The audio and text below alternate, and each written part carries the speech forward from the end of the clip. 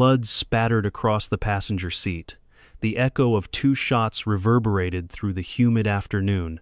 A woman stood trembling beside the battered truck, her eyes burning with a secret fury. She was the one holding the smoking pistol, yet her expression was eerily calm. No passerby paused to ask why or how.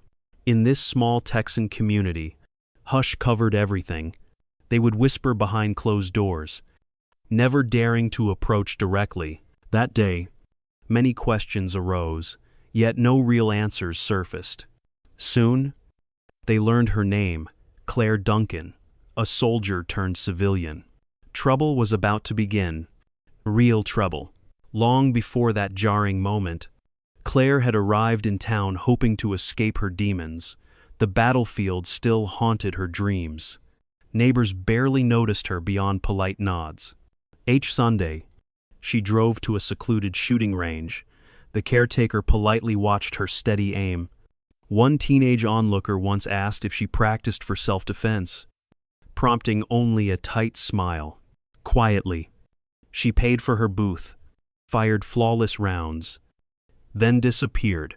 Nobody suspected her past life or the guilt she carried. They saw only a taciturn female veteran who kept to herself. That changed the instant the rumors started spreading. Widely, those whispers gained momentum after a stray remark about unexplainable bruises on her knuckles. Some folks claimed she was violent. Others insisted she simply wrestled with personal pain. The caretaker at the range, Mr. Bailey, had overheard grim mutterings that she was nothing but trouble. He often dismissed such gossip. He respected her focus, admired her discipline. Still, the tension around town was undeniable. Claire noticed it whenever she walked into the tiny grocery store or passed by the diner. Glances turned furtive, voices dipped. She ignored them with practiced stoicism. Inside, a tempest brewed, waiting to be unleashed. Soon, one sweltering Sunday, Bailey observed her hitting bullseye after bullseye with mechanical precision. He approached, curiosity gnawing at him. "That's kite a skill," he remarked, pausing to wipe sweat from his brow. She gave a slight nod, said nothing. He added, "Hard to see such discipline outside the service. You remind me of old recruits." She forced a polite grin, then lowered her firearm. The caretaker saw deep conflict etched in her gaze, but he didn't press.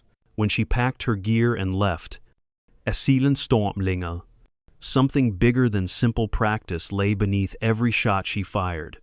Secretly, later that evening, she returned to her modest rented house at the edge of town. Within those walls, personal history weighed heavily on her soul. A battered footlocker rested beside the couch. Its surface bore scars from overseas assignments, telling tales of nighttime raids and mortar blasts. Inside, she kept the uniform, medals, and a single folded photo of her father, a man who'd belittled her at every turn. She whispered, "I survived you." Then, gently setting the photograph aside, she pulled out a notebook. Lists, sketches, and scribbled names filled its pages. The plan was taking shape, piece by piece. That plan had started forming 3 years earlier. On a stormy night that ripped away her illusions, she'd lost her friend in a roadside explosion, then discovered evidence of foul play in the mission's objectives. Worse yet, superiors brushed her aside. Furious, she questioned the chain of command. They retaliated by labeling her insubordinate, honor tarnished. She received a discharge under suspicious circumstances.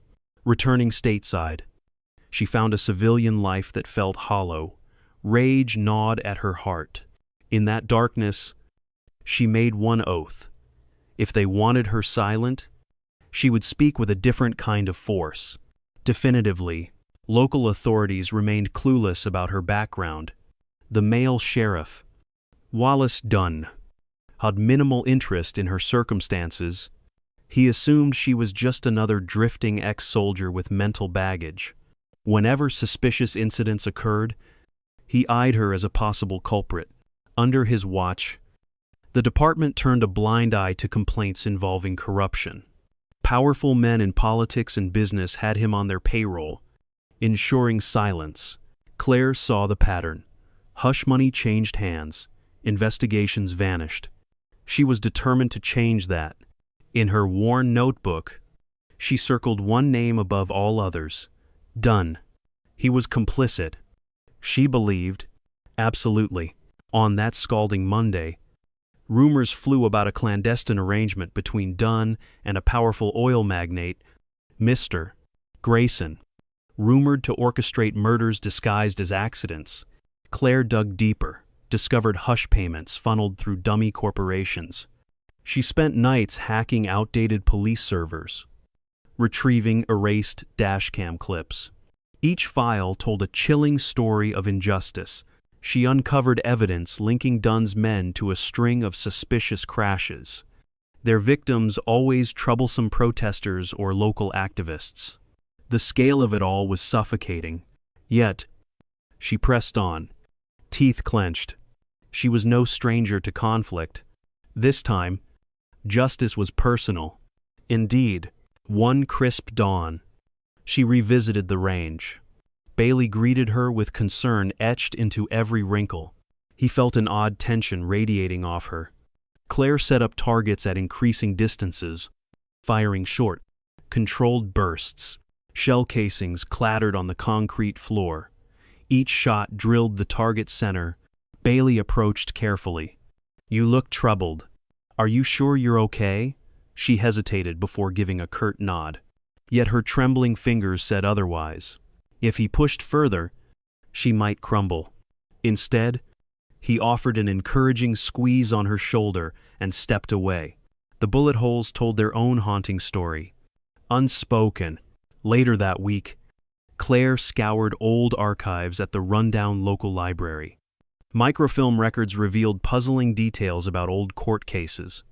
She discovered her deceased comrade had filed an internal complaint against Grayson's business partner. Those documents vanished from official channels, but fragments remained. Every revelation struck her like a round to the chest. Some male authorities had actively suppressed investigations. The pattern echoed her own experiences in the service, where female voices were sidelined. This new knowledge fueled her determination. She photocopied everything, carefully tucked the evidence into a battered folder.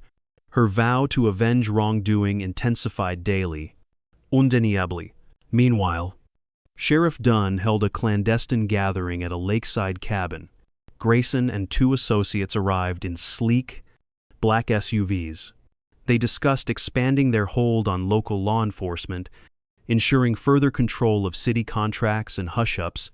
Dunn bragged about how he'd quashed any talk of conspiracies. One crony sneered, "That lady shooting guns won't be a problem, right?" Dunn waved it off. "She's just a lonely soldier with no connections. She'll vanish soon enough." They exchanged smug laughter, unaware that hidden among the pines, Claire crouched with a small camera. She captured every word. Her pulse thrummed dangerously. Intensely, back home, she replayed the cabin recording, ears attuned to every arrogant snicker. Flames of resentment licked at her composure, reawakening older scars. Years of being underestimated by condescending men readied her for this showdown. She studied the footage, memorized each voice. Then, she stashed copies on multiple flash drives. If anything happened to her, the truth would still emerge.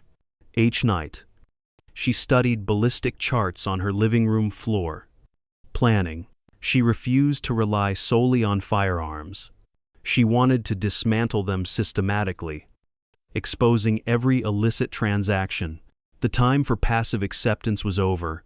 Confrontation drew near. Unavoidably, flashbacks plagued her. She recalled the night her military convoy was ambushed, how her friend bled out despite her frantic attempts at first aid. The official report claimed it was an unavoidable tragedy, but she later found signs of sabotage and misleading coordinates, jammed comms. Command wrote it off as bad luck. She fought back, demanded justice, and was crushed. That betrayal burned, forging her into someone fierce. Every shot she fired at the range was an echo of that heartbreak, a vow to never stand idle again. The memory of her friend's final breath fueled this personal crusade for truth intensely. Yet that loss wasn't her only scar.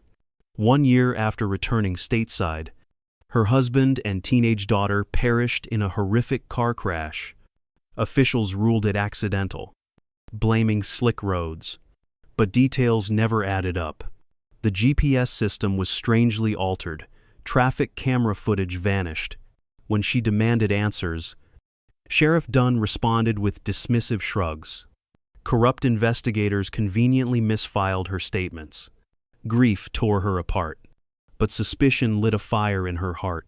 She probed deeper, discovered faint traces of tampering. The day she buried her family, she vowed to uncover whoever orchestrated their demise. Retaliation became her mission. Period.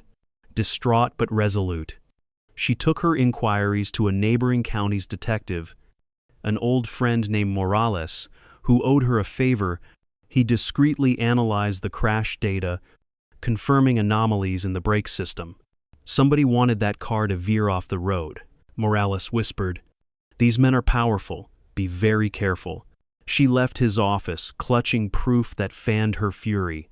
In one swift moment, everything she'd loved was stolen. Her grief mutated into unwavering resolve.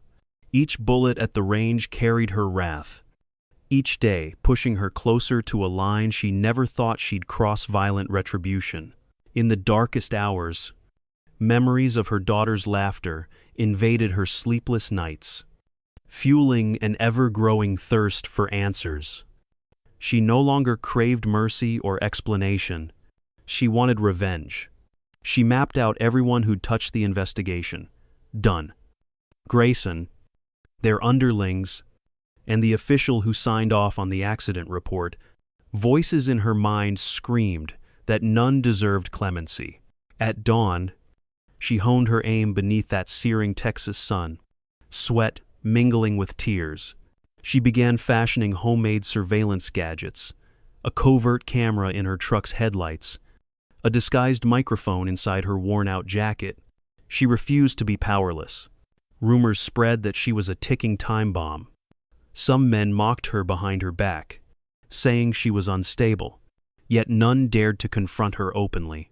Her presence at the shooting range was unwavering, each session more intense than the last. Bailey watched her with concern. He recognized heartbreak fueling her every action. Though he knew nothing of her precise intentions, he suspected she was preparing for something big.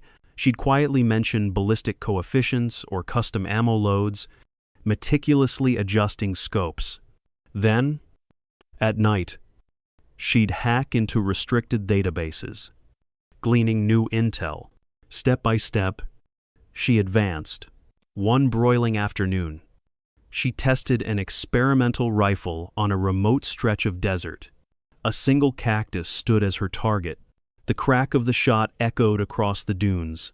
The cactus split neatly, disintegrating under her bullet's power. She breathed in dusty air, recalling her husband's voice encouraging her marksmanship. Her daughters, giggle. For a fleeting moment, sorrow overwhelmed her. Then she remembered Dunn's sneer, Grayson's mocking grin, their callous disregard for innocent lives. In that stillness, she felt a shift. No longer just a grieving widow, she was metamorphosing into an avenger. The transformation was unstoppable. Morales warned her that multiple arrests tied to Grayson's cartel-like network had been overturned mysteriously.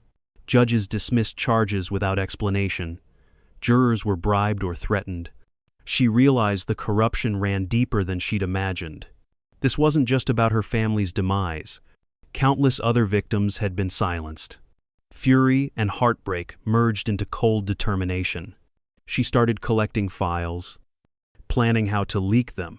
Her friend cautioned her. Going public might get you killed. She responded, voice trembling. They've already taken everything. I have nothing left to lose. Those words lingered, resonating with a finality that left him speechless. At times, she doubted herself, questioning if vengeance would truly honor her loved ones. Yet flashes of memory, her child's mangled bicycle at the crash site, her husband's wedding ring returned in a plastic bag, spurred her forward.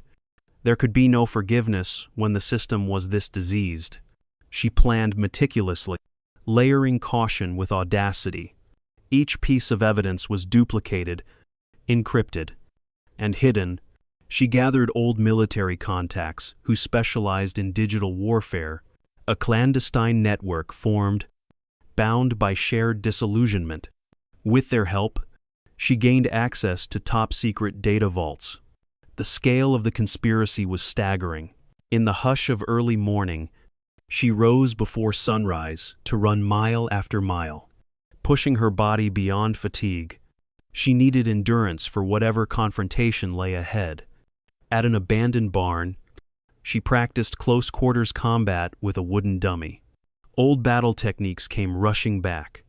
Blending with a raw thirst for justice, she studied lockpicking manuals by lantern light, tested improvised explosives behind a deserted quarry.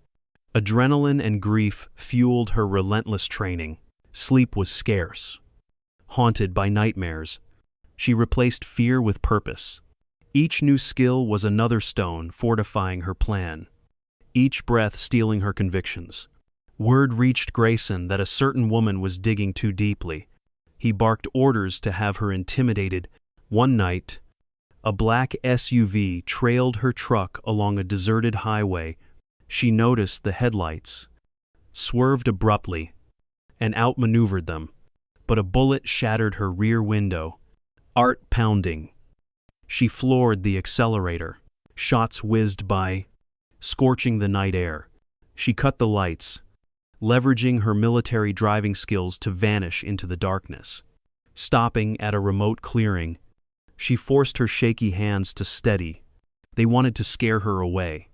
Instead, they'd ignited a deeper, more dangerous resolve. Back at her house, she collapsed onto the couch, breath ragged. Glass shards from the shattered window glittered on her floor. She picked one up, reflecting on how close she'd come to death. Instead of terror, she felt a bitter thrill. They were running scared, checking her phone. She noticed new messages from her hacker allies, bank statements, suspicious wire transfers, incriminating emails. Each document drew the net tighter around Dunn and Grayson. She carefully compiled the data, typed coded notes. The adrenaline spike refused to fade. No turning back now. Her plan was no longer theoretical. It was war. Determined to flip some players, she visited a local official, rumored to have moral qualms about Grayson's schemes. Councilman Reeves was a timid man, overshadowed by forceful colleagues. When she confronted him with evidence of corruption, he initially panicked, begging her to leave. She persisted, showing him photos of the suspicious wreck that killed her family. Shocking. Reeves spilled partial truths. Yes, Ush payments existed. Yes, Dunn was deeply involved. Yes, Grayson had allies in high places. Trembling, he gave her a digital key to a hidden folder on a city server. She left him in stunned, silent remorse. That night, she retrieved the hidden folder. Within minutes, she found damning contracts awarding Grayson's company exclusive drilling rights under manipulated environmental reports. She also uncovered legal documents forging safety certifications, co-signed by Dunn's office. Profits soared while public health suffered. The cynical betrayal enraged her.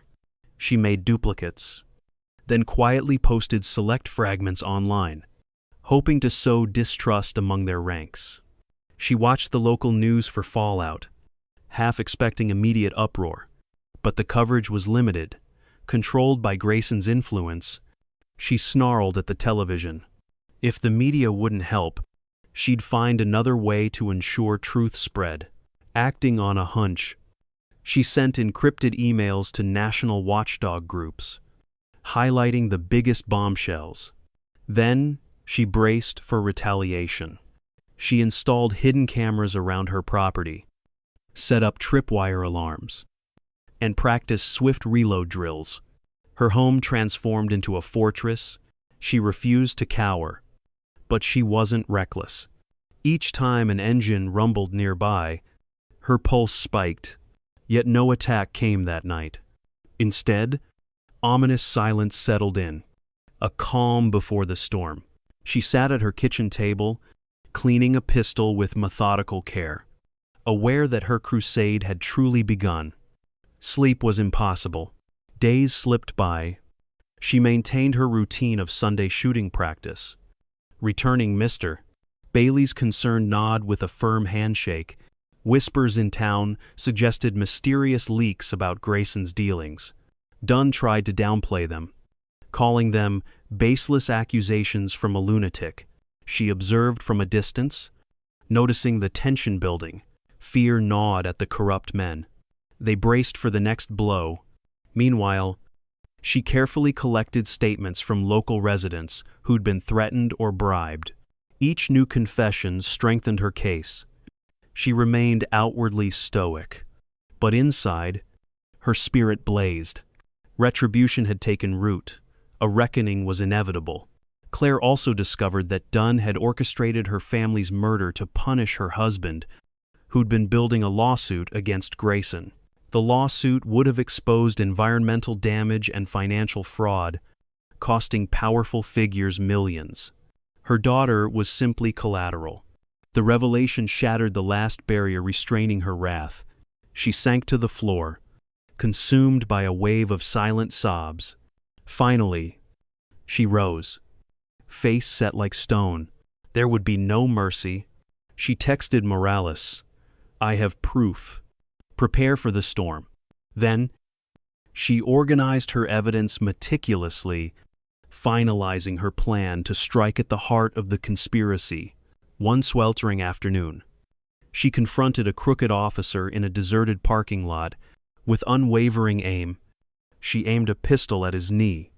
Trembling, he spilled details: how Dunn arranged hits, how Grayson dictated orders, how hush money circulated. She recorded every confession. Instead of shooting, she left him with a warning: disappear, or I'll leak this. The man fled, dread plain on his face. She stored the recording in multiple drives, labeling it insurance. The act was a moral tightrope, but she felt no remorse. Each intimidation brought her closer to toppling the men who ruined her life. In a cramped motel room, she set up a command center. Computer screens glowed with hacked files. Zwilling data.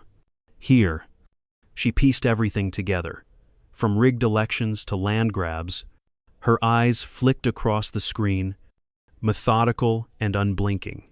She penned an anonymous manifesto, detailing crimes against innocent citizens. She planned to release it alongside the files. A public condemnation. Late into the night, she practiced delivering lines into a camera, her voice unwavering. Her gaze steeled.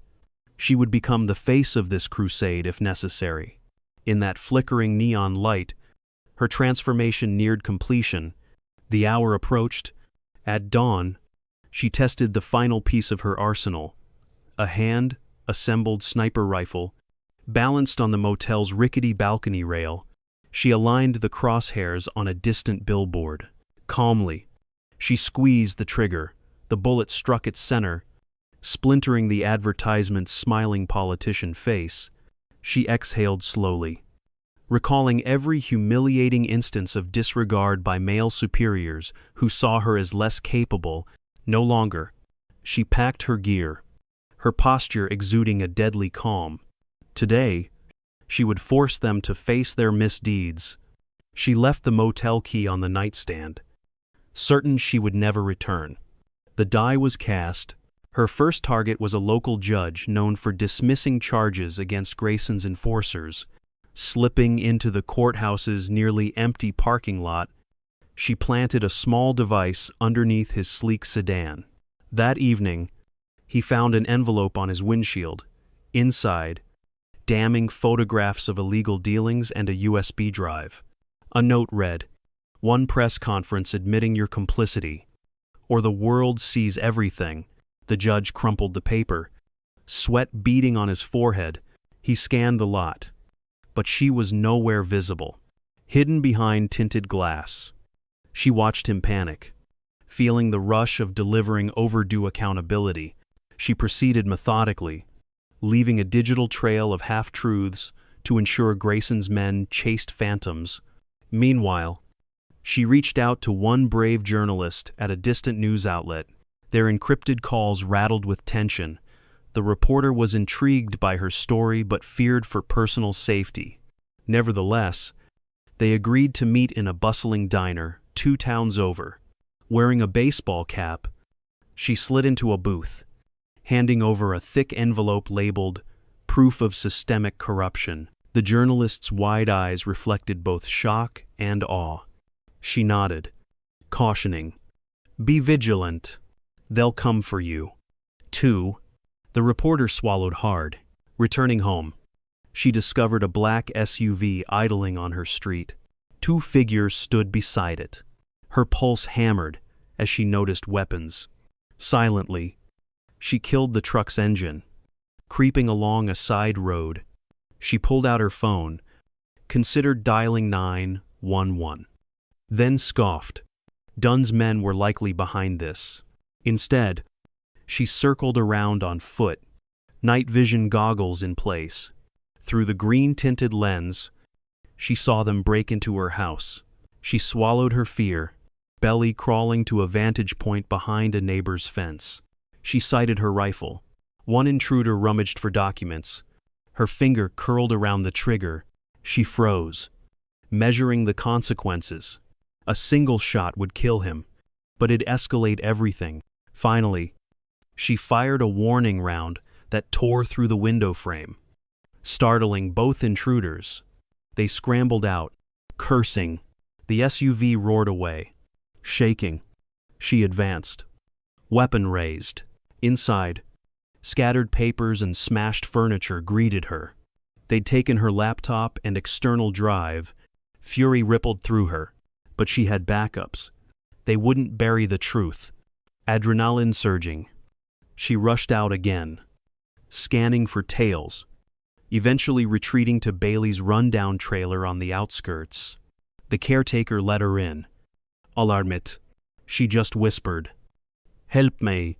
"Oh?" Bailey listened gravely as she explained her predicament. Though astonished by the depths of corruption, he voiced unwavering support. He offered her an old safe in his storage shed, where she secured multiple USB drives containing duplicates of her evidence. She slept fitfully on his couch, nightmares replaying her family's final moments. In the morning, Bailey quietly handed her coffee, eyes tinged with empathy. "You don't have to do this alone," he murmured. She mustered a weary half-smile. Grayson, Dunn, and their cronies had to be stopped. If that meant forging alliances with decent folks like Bailey, so be it. Determined to expose the entire network, she arranged for a mass data drop at precisely noon on Sunday. She prepared a timed release that would flood social media, newsrooms, and whistleblower sites. With every scandalous file, the clock ticked closer. She braced herself for violent repercussions. Word of the impending leak spread among Dunn's circles, fueling their desperation. Meanwhile, Grayson's attempts to bribe tech outlets only stirred further suspicion. Anxiety buzzed through the town. She spent the night calibrating her weapons, finalizing her statements, and confirming all the digital triggers were set. Dawn broke across a tense, electric horizon. That Sunday, she walked into the shooting range. Bailey offered a curt nod, locking the doors after her. She placed a laptop on a makeshift desk near the targets. When noon struck, she hit execute. Instantly, files began uploading.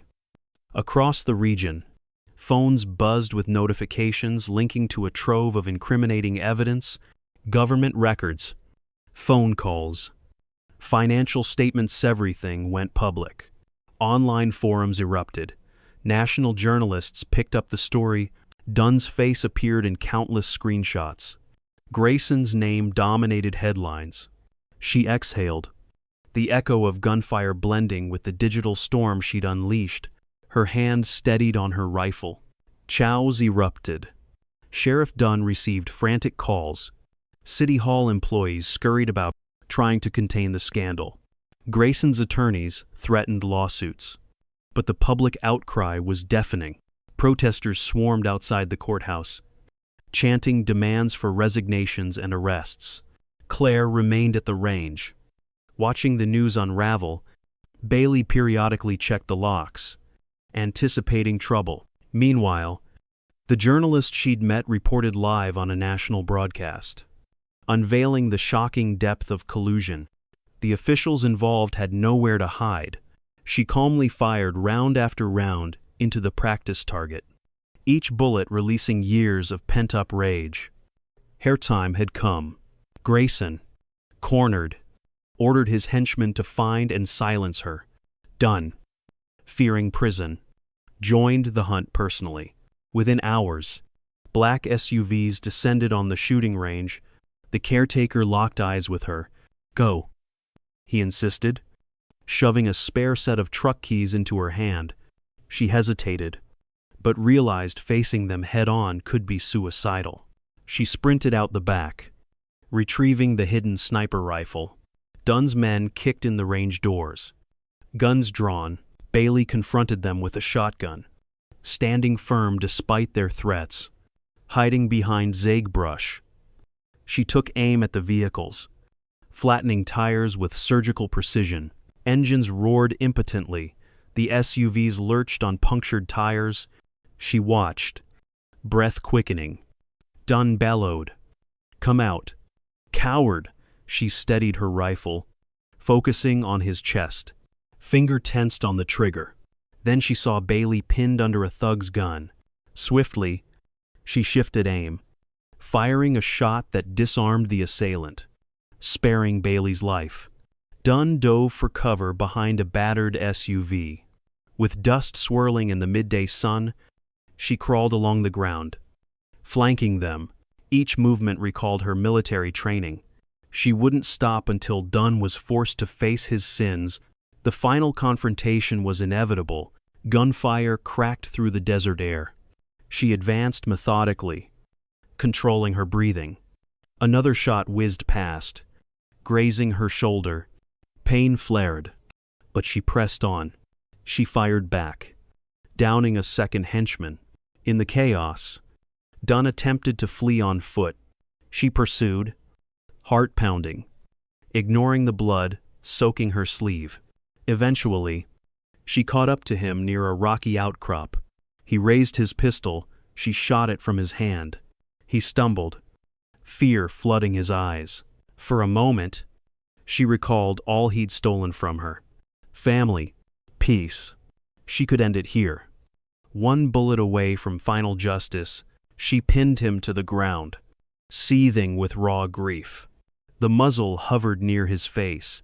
He babbled excuses, claiming he only followed orders, that Grayson was the real villain.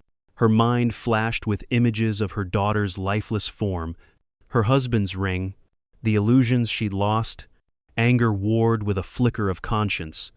Killing him might quench her rage, but it wouldn't resurrect her family. She pressed the barrel harder, tears streaming. Then she withdrew. "You'll face justice," she hissed, voice trembling. She zip-tied his wrists. Overhead, sirens wailed. For once, law enforcement came in response to actual crimes. Behind them, the range was a battlefield of shattered glass, bullet casings, and swirling dust. Bailey stood guard over a wounded henchman, shotgun cradled in his arms. Sirens screeched closer. Squad cars from a neighboring jurisdiction arrived. Lights flashing. Officers spilled out, taking in the scene with grim astonishment. Dunn, eyes wild, tried to lie, but the torrent of revelations from her data dump had reached them already. One lieutenant recognized Claire from the leaked files, giving her a cautious nod. "We'll sort this out," he promised, cuffing Dunn. Relief mingled with exhaustion. She slumped, adrenaline receding, body trembling. Grayson was apprehended hours later at a private airstrip, desperately trying to flee. Journalists swarmed him, cameras flashing. The entire twisted conspiracy unraveled. Allegations of murder, blackmail, and corruption poured out. The public's outrage ignited calls for thorough reforms. Interviews with tearful victims plastered every channel. Morales stepped forward to confirm the authenticity of the evidence. Dunn, broken and humiliated, was charged. The crooked judge resigned. Naming names, Claire watched from a hospital bed, her shoulder wound bandaged. She flicked through channels, numb yet vindicated.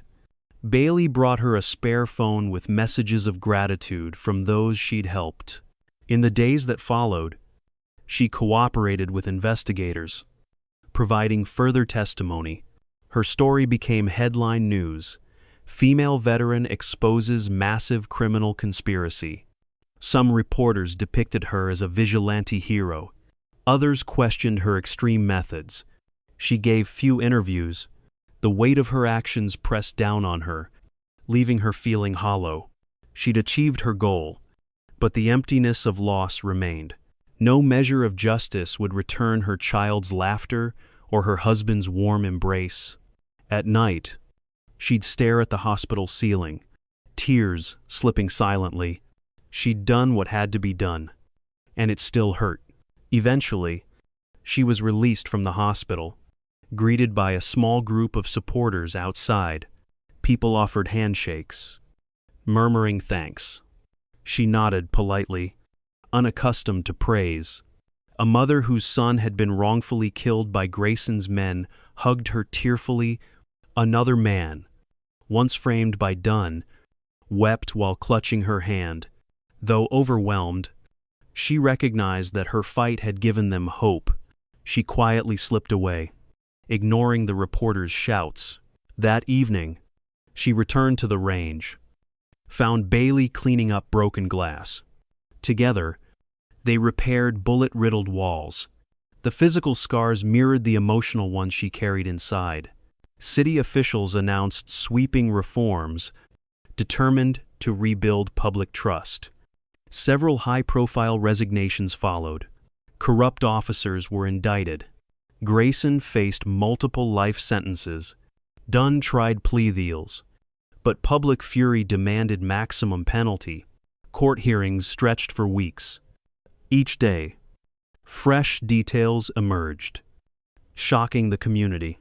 Freed from their hold, local media broadcast the full extent of the scandal. The justice system struggled to atone for the damage done. Quietly, Claire attended a hearing. Wearing a simple black dress, she watched Dunn shuffle in. Shackled, he avoided her gaze.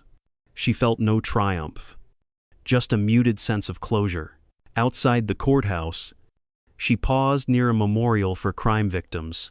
Someone had placed flowers there for her family. She stooped, tracing the petals gently.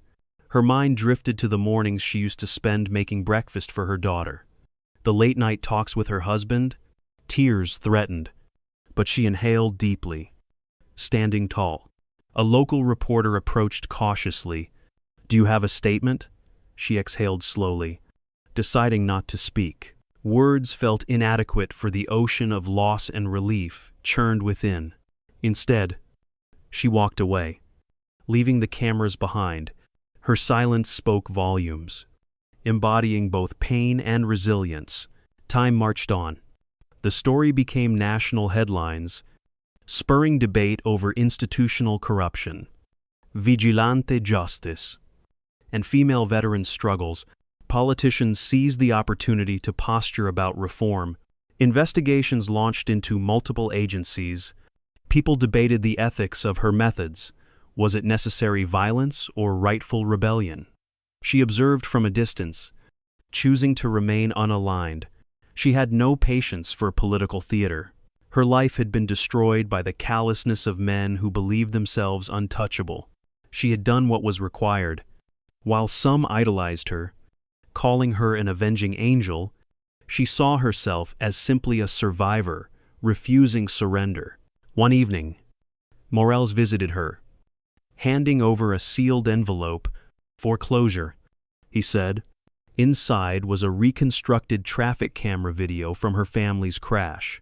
She forced herself to watch the final moments. Dunn's goons messing with the car's brake lines. Her husband's panicked attempts to steer the fatal collision. Anguish throbbed anew, but also a grim validation. She hadn't imagined the conspiracy. She closed her eyes. Gripping the envelope, Morales placed a comforting hand on her shoulder. They're paying for what they did. You made sure of it. She bit back tears, nodding. At least the truth was known. In the weeks that followed, she sold her battered house. The memories there were suffocating. She donated items to charity, packed only essentials. Before leaving, she visited the range one last time. Bailey was there, dusting off bullet casings. He handed her a small box. Inside lay a worn dog tag engraved with her name. He said softly, "You've earned some peace." She squeezed his hand, gratitude shining in her eyes. She took a final shot at a distant target. The bullet whistled through the scorching air, striking dead center. No words were spoken. The quiet carried their farewell. Without fanfare, she drove out of town in a second-hand pickup. Nobody witnessed her departure except an old stray dog meandering by the roadside. She took back roads, heading nowhere in particular. She turned off the radio, preferring silence.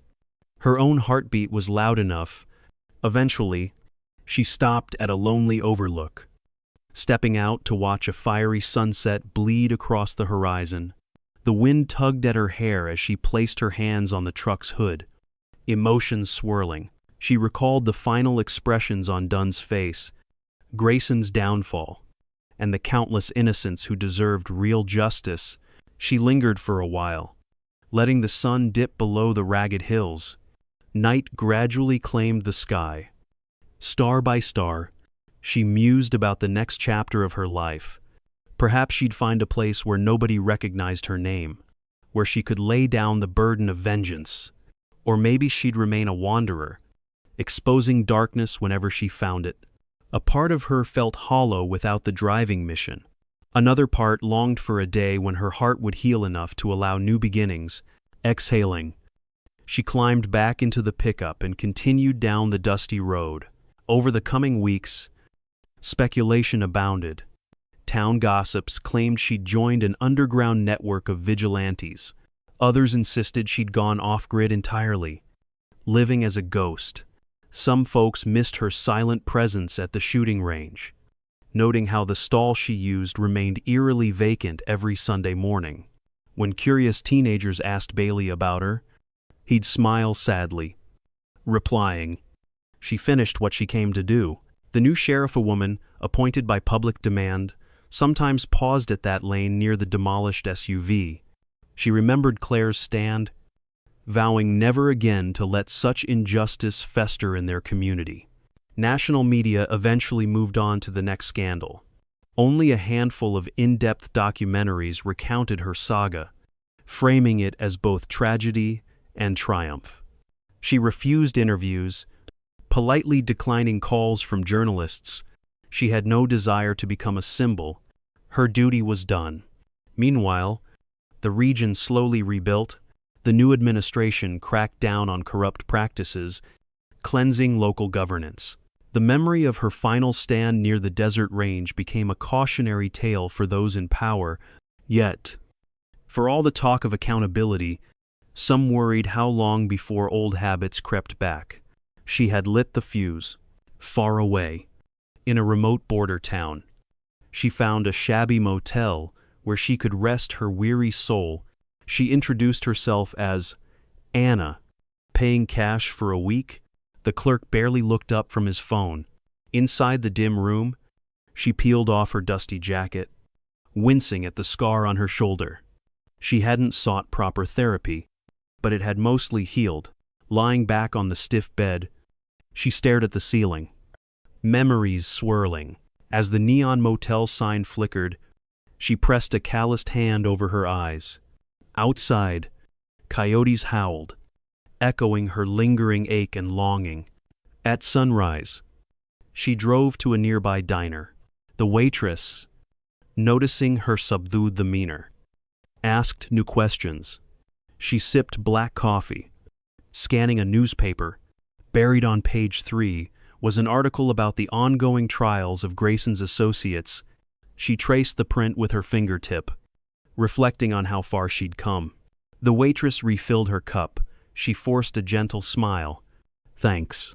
Those small kindnesses reminded her there was still humanity in the world. She paid her bill, leaving a generous tip.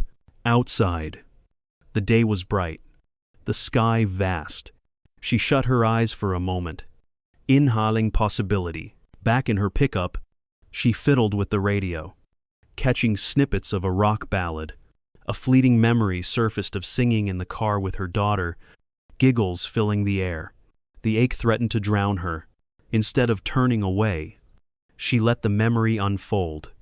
Cherishing the laughter as a precious gift, she breathed through the sorrow, allowing it to coexist with the faint hope stirring in her chest.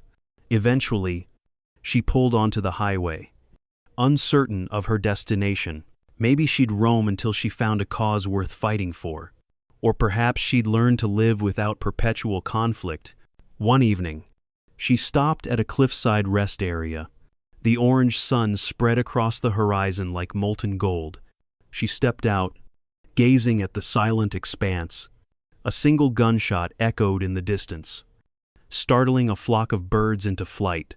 She remembered her first day at the range in that small town. How nobody suspected her depth or determination. Leaning against the truck, she allowed herself a tiny grin.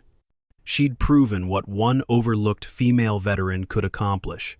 After a few moments, she climbed back into the driver's seat and gently closed the door. The road stretched onward, endless. Later, only questions remained.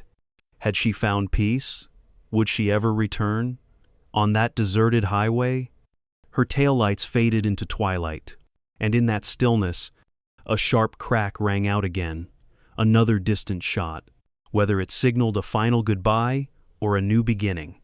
None could say, Heligen Linga, etched forever into dusty wind, and maybe beyond.